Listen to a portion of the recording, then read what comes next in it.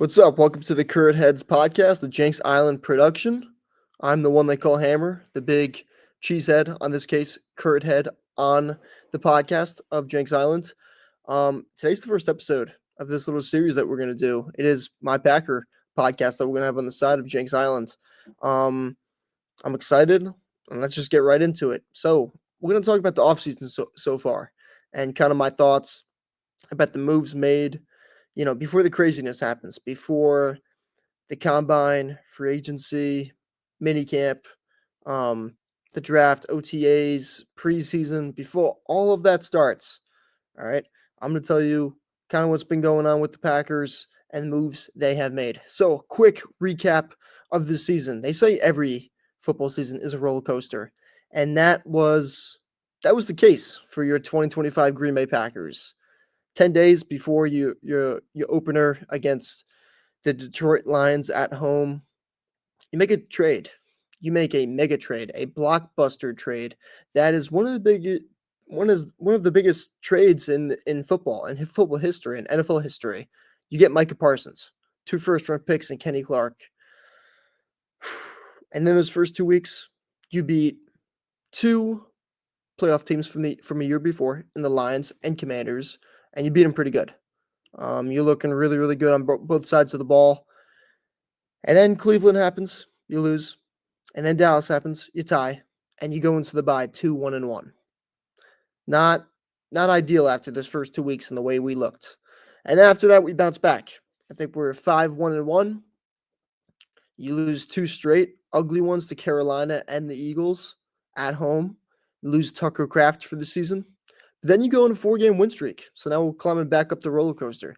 Beat the Giants, beat the Vikings, beat the Lions on Thanksgiving, beat the Bears in Green Bay. So 3 straight division wins. You get back on track. You're now 9-3-1. You're like, okay, like we're in control now. We're in control of the division. We are in control of everything. We're still in it for the 1 seed. And then Denver happens. And you're against Denver, who's number 1 seed in the AFC at the time. And that's how they did finish. You're up 23-14, up by 2 scores in the third quarter, getting the ball back after a quick 3-and-out. Throw a deep ball, gets picked off by Pat Surtain, and on the play, Christian Watson goes down. And thank God it ended up being nothing, but our hearts did, as Packer fans, they dropped in that moment because we all know Watson has been battling injuries since he's come into the league. And then the next defensive possession, Micah Parsons tears his ACL, and the wind, the air just gets sucked out of that team. The momentum gone. You felt it through the TV. What was going on. You felt what was happening on that sideline for Green Bay and Denver.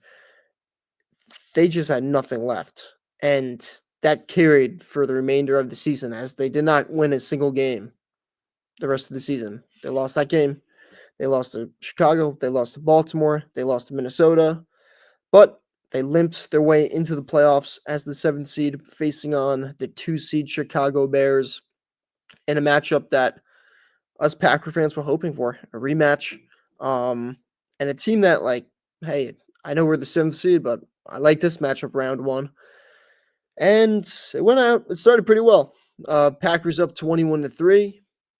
Jordan Love's playing awesome. Defense got some stops.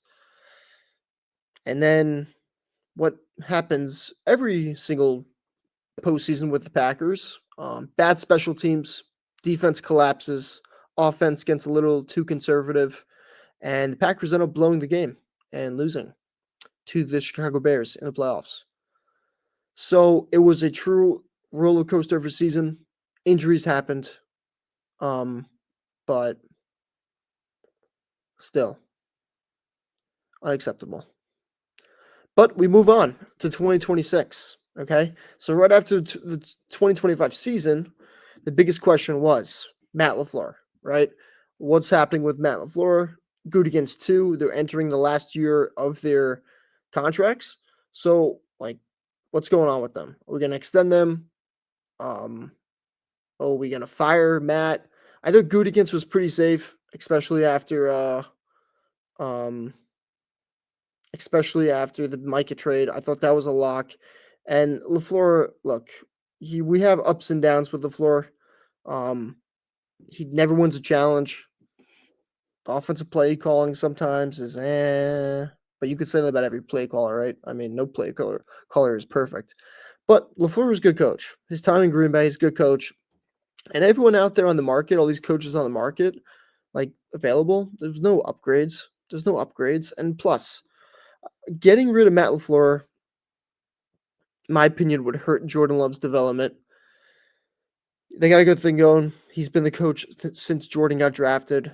He's the quarterback that Love's the quarterback that LaFleur wanted and drafted, along with Gutekunst, while they had Aaron Rodgers. So you really can't break up this duo. He's a good coach, but he's on the hot seat, and he did get the extension, but he's on the hot seat. These next 2, maybe 3 years, he's gotta win a Super Bowl. Maybe he just needs a Super Bowl appearance, and then he can breathe a little bit. But he's got to answer the call these next couple of seasons. Gutekunst got the extension. Russ Ball got the extension. So you're kind of 3-headed monster running the Packers organization. Who are I love all of them. I think this leadership is capable of winning a Super Bowl. I truly believe that. At first I was like, can LaFleur really win a Super Bowl? But then you think back to all these coaches that won Super Bowls, like Doug Pearson won a Super Bowl. Tell me Doug Pearson's better than Matt LaFleur. Like, you know what I mean? I don't know. Everything's got to fall into place. They got the team. He's a good enough coach. He's proved that with his 7 years with the Green Bay, making the playoffs 6 out of 7 years, and his record stands for himself. He's coached Aaron Rodgers 2 MVP seasons. From getting rid of From getting rid of Rodgers and transitioning into Love, you've seen what that's looked like, and taking on the youngest team in the league and how well he's done with them. LaFleur, he's good enough to get the job done. He's not perfect. No guy is, but he's good enough to get the job done. Okay, the next piece of news, the big one, was Jeff Hafley, his departure. We all knew the day was coming. Hafley, phenomenal coach. I wish we could, we still had him, but you knew the day was coming. He left to become the new head coach of the Miami Dolphins. Great hire for Miami. I hope he can go there and build something. He's, reuniting with John Eric Sullivan, a Packers front office member, went over, became the GM, hired Jeff Hafley. So you kind of have Packer expansion team 3.0, I like to say, because 2.0 is that other Packer team in Pittsburgh, Mike McCarthy. I think Rodgers is going to run it back with him, and so on.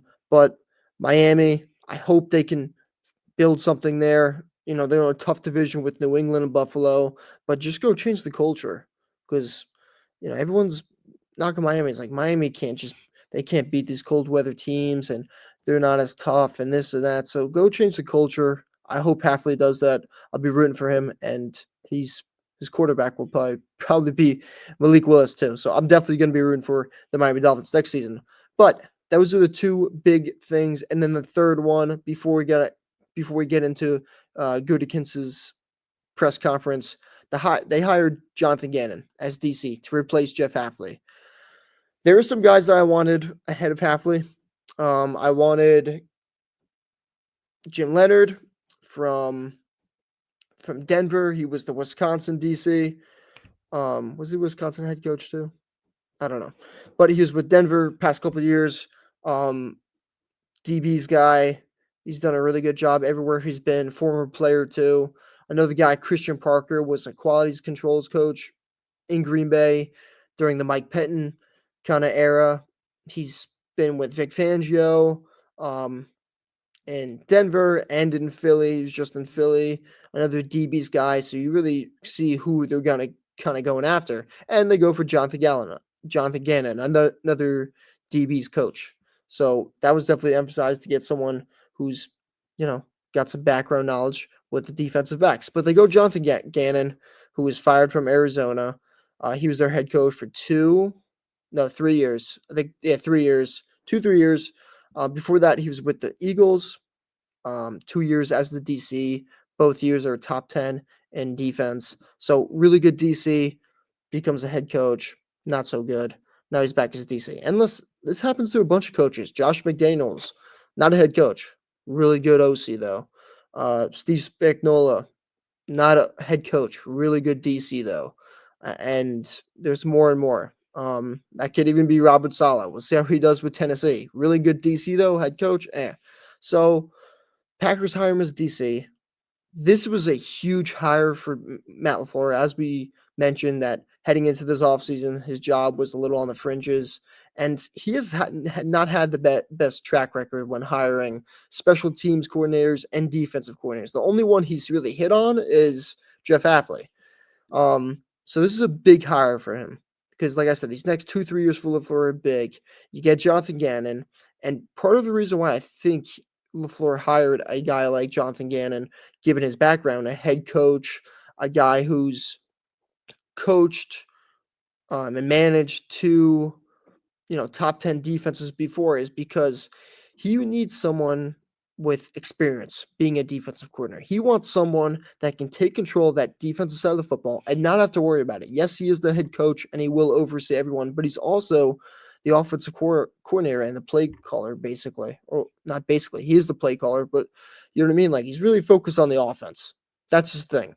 So instead of getting someone like Jim Leonard, who's never been an NFL DC, or Christian Parker, who's never been an NFL DC, you get Jonathan Gannon, who has been a head coach too. And I'm going to also remind you, I didn't even know this, Jonathan Gannon did not call plays in Arizona, like defensive plays, which I didn't even know until we hired him.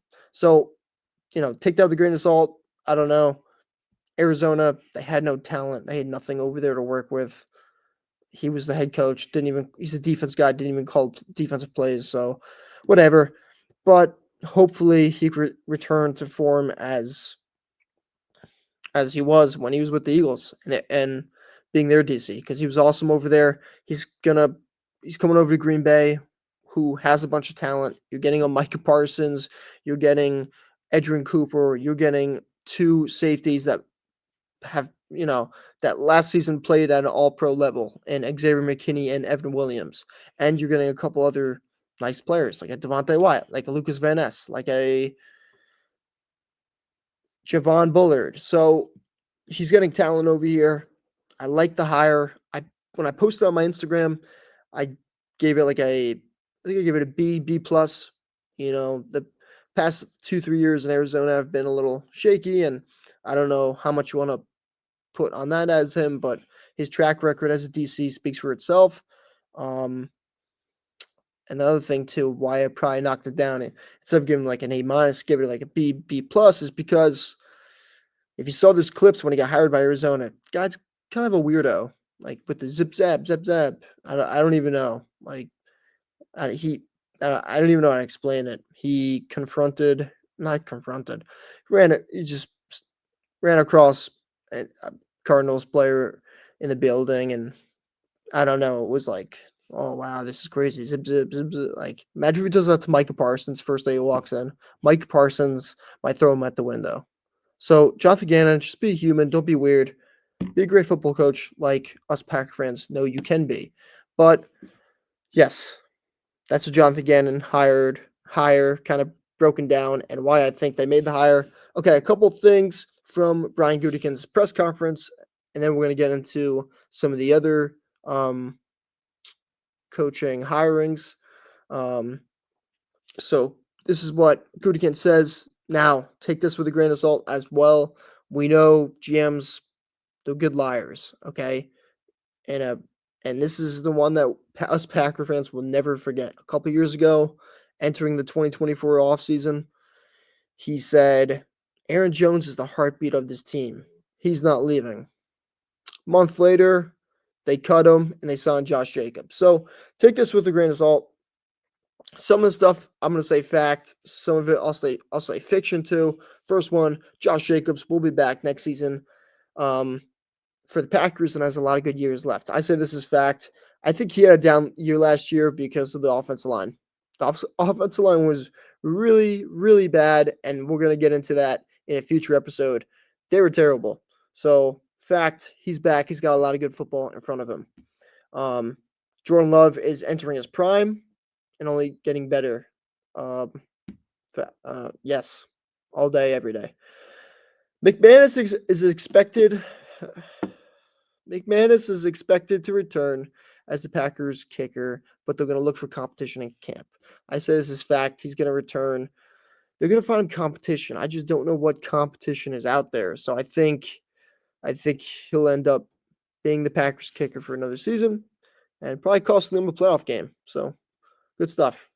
And this is the big one that we're all going to love. Rich Bisaccia is returning as special teams coach, and Green Bay is still confident in him. Moving on, Tucker Kraft is hopeful to be ready for week 1 of the 2026 season. That's awesome to hear. I also think and assume there's an extension coming Tucker Kraft's way this offseason. And if it doesn't happen this offseason, I'd say 2-3 weeks into the season after he kind of shows, hey, I'm good. Like, no step back. Like, I'm fully recovered. Brian Kruged says Packers can spend big in free agency if needed. Yes, they can. Right now, they're sitting at like -$1 million, but there's a lot of moves they can make to get them, back under the cap, and there's a lot of they could do a lot of things. They can create a lot of cap space and sign some good players. And we'll get into that in a future episode. Curdheads knows that the 2025 free agency didn't work out, but plans to keep Banks and Hobbs. So, last year's free agency signs Aaron Banks and Nate Hobbs. Didn't go as planned. Plans to keep both. I think he's going to keep Banks. I think he gives Banks another year. Nate Hobbs is tricky. It's a really good corner class, draft-wise, and it's honestly a pretty good corner class for agency-wise too. Hobbs is 50-50. I'd probably get rid of him and sign someone and draft someone, but we'll see. I think Banks is back. Hobbs is a little bit more questionable than you think. Zach Tom will be ready to start next season, despite the offseason surgery he's having on his knee. Good news there. Need Zach Tom. Key part of that offensive line. Packers could cut Elton Jenkins and save $20 million in cap space to spend elsewhere, right? So Packers can make moves in free agency if they want to, create some room. Elton Jenkins, him and Rashawn Gary are the two guys that are most likely going to get cut. We'll talk about that in a future episode. And by cutting those two players right there, you create, I think, $32 million in cap space, 31, something like that. So, yeah. Jordan Morgan is kind of penciled in right now for that left tackle position in 2026. No surprise here. Rasheed Walker is expected to hit free agency and leave, along with Malik Willis. Quay Walker. So apparently the Packers are going to let Quay Walker test the market, but they're open to him returning. So test it out, see what number you get. Come back to us. We'll see if we match it.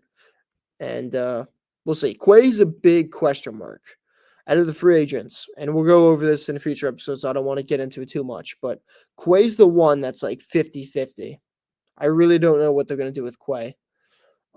He's shown improvement the past couple of years, but he's one that, like, you could lose, not that big of a loss, and you could probably pick someone up a little cheaper, and that's better too in free agency. So we'll see. We'll keep an eye on Quay. Devontae White is expected to be ready for camp despite his broken ankle. That's good. Another guy to keep a watch on this offseason for an extension.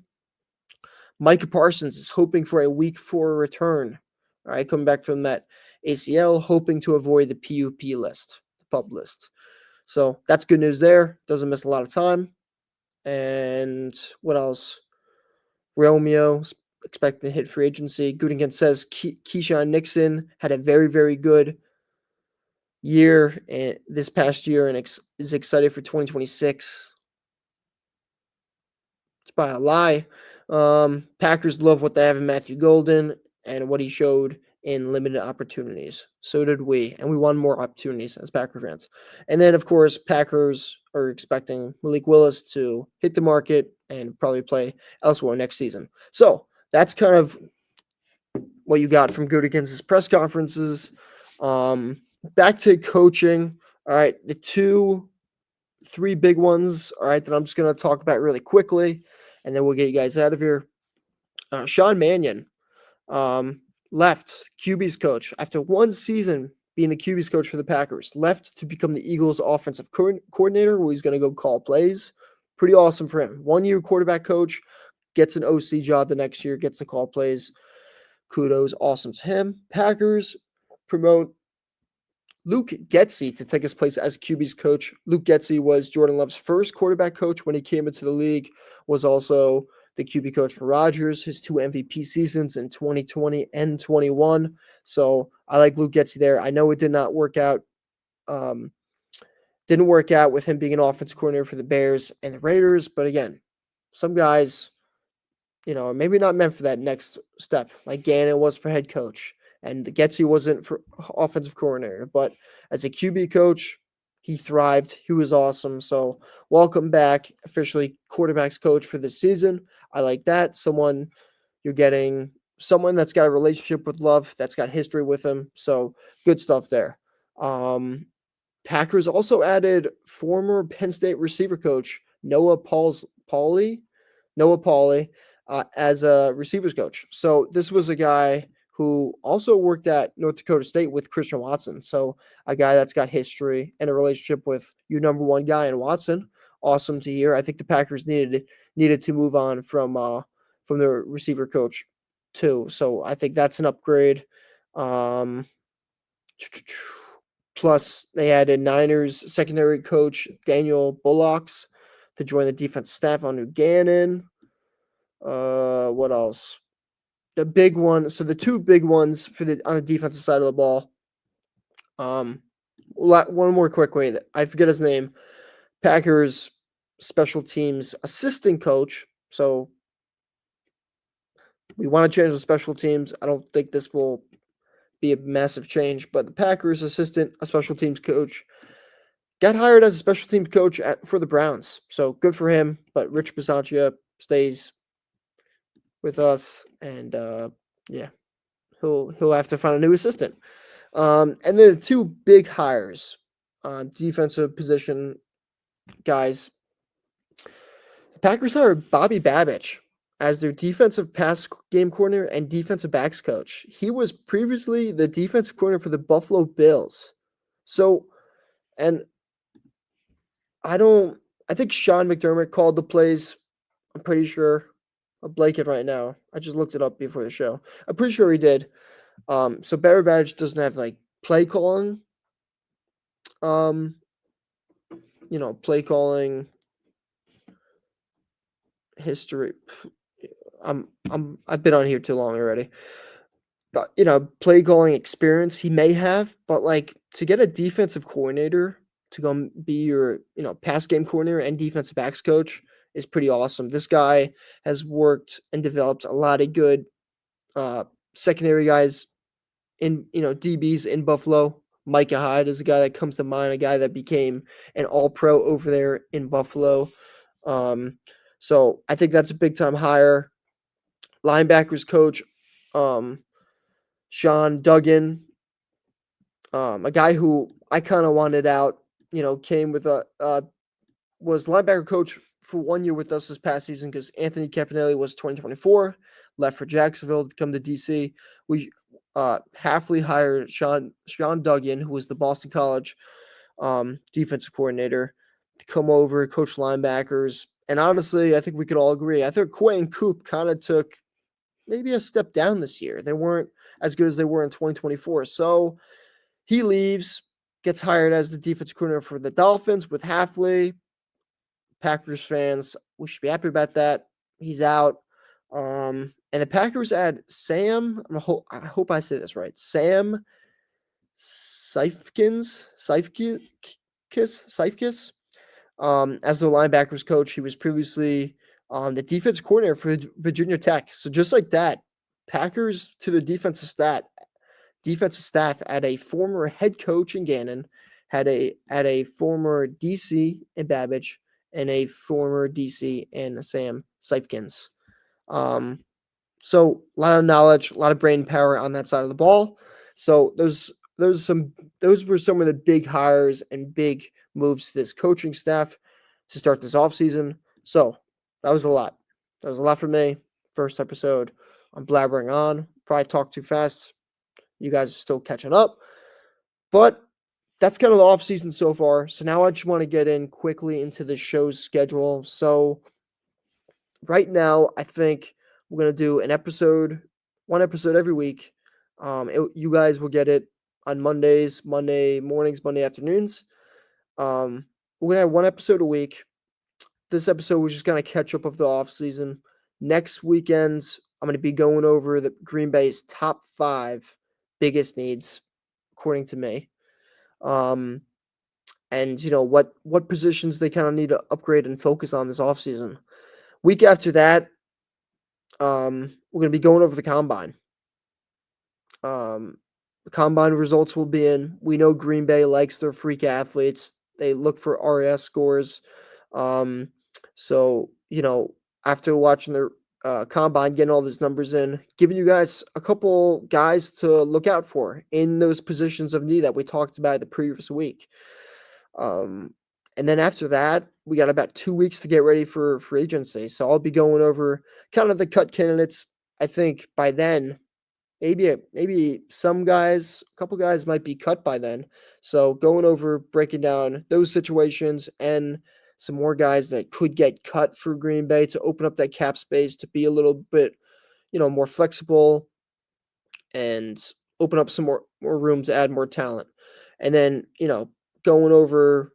So that would be 1 week. The week after that, before free agency, will kind of be guys to look out for, predictions, who leaves, who walks, who does Green Bay signed. And then after that, a little recap of free agency, and then we're on to the draft. And I'll be coming on once a week, maybe after that. At that point, I'll be coming on twice a week, giving you guys some draft prospects after scouting them myself that, to keep an eye on, that are kind of Green Bay guys, what they look for, fill the need of what Green Bay, fill Green Bay's needs, position-wise. And yeah, off-season, draft, we'll have draft reactions, schedule the whole thing, all right, up until the NFL season. But yeah, I had a blast. I love talking Packer football. It's a great outlet for me. Support Jenks Island. We're going to do some pretty cool stuff this offseason. So definitely, like, comment, subscribe to Jenks Island, of course, and then also to Curdheads. You can follow me on Twitter and Instagram at Curdheads. And that's all for this episode. Thanks for listening. If you're still here, appreciate it. I'll see you guys next week to talk about Green Bay's top 5 positions of need. Thanks. Have a great week.